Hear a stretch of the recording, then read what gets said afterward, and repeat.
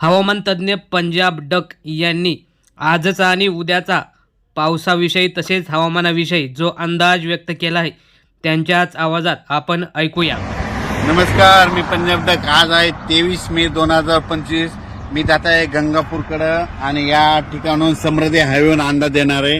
राज्यातल्या सर्व शेतकऱ्याला सांगू इच्छितो की आज आहे 23 मे, म्हणजे आज 23 मे पासून राज्यामध्ये म्हणजे 30 तारखेपर्यंत भाग बदलत, काही ठिकाणी मुसळधार, कुठं रिमझिम, कुठं वडे नाले वाहतील असा पाऊस पडणार आहे, म्हणून हा अंदाज लक्षाचा.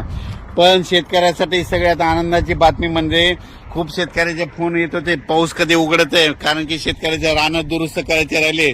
शेतकऱ्याचे आनंदाची बातमी 1 आणि 2 जूनला सूर्यदर्शन होणार आहे, म्हणून खास करून शेतकऱ्याची आनंदाची बातमी.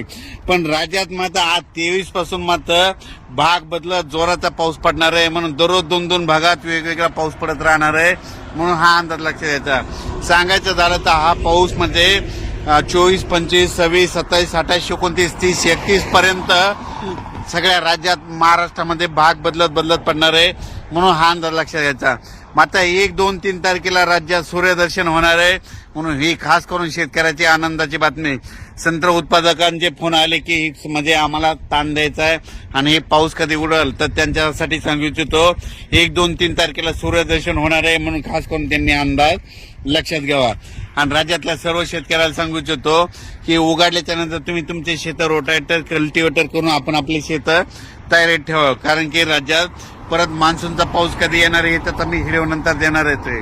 पण राज्यात मात्र 30 तारखेपर्यंत काही ठिकाणी मुसळधार पाऊस पडणार आहे, म्हणून हा अंदाज लक्षात घ्यायचा.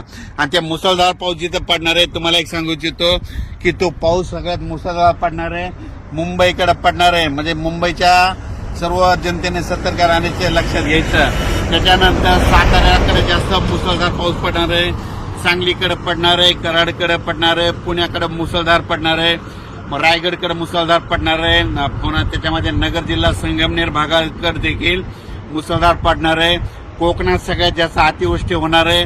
त्याच्यानंतर कोल्हापूरकडे मुसळधार पडणार आहे. सातारा त्या कोकण पट्टीमध्ये अति मुसळधार पाऊस पडणार आहे, म्हणून हा अंदाज लक्षात. त्याच्यानंतर परत हा पाऊस म्हणजे भाग बदलत पुन्हा महाराष्ट्र, मराठवाड्याकडे, विदर्भाकडे असा दररोज वेगवेगळ्या भागाकडे जाणार आहे. पण सगळीकडे 2-2 दिवस मात्र हजेरी लावणार आहे, म्हणून हा अंदाज लक्षात घ्यायचा. ज्या ठिकाणी जास्त पाऊस पडला नाही तिथं रिमझिम पाऊस पडणार आहे, कुठं निस्ते थेंबच येणार आहे, म्हणून हा अंदाज लक्षात घ्यायचा.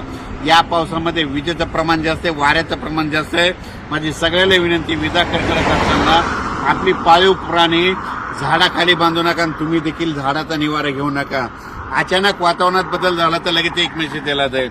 पण राज्यात मात्र सातारा, सांगली, कोल्हापूर, पुणे, कोकण, नाशिक, मुंबई या भागाकडे मुसळधार अतिवृष्टी देखील होणार आहे, म्हणून हा अंदाज लक्षात. तिकडच्या भागातल्या नद्याला पूर देखील येईल, म्हणून हे त्यांनी लक्षात घ्यायचं.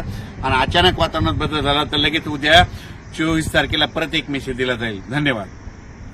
तर शेतकरी बांधवांनो आणि मित्रांनो, आपण हा पंजाबराव डक यांचा हवामान अंदाज ऐकला. आपण सुद्धा या हवामानाप्रमाणे व अंदाजाप्रमाणे मुंबईतील व इतर ग्रामीण भागातील शेतकऱ्यांनी सतर्क राहावे व आपापली कामे आटपून घ्यावी. धन्यवाद. जय जवान, जय किसान.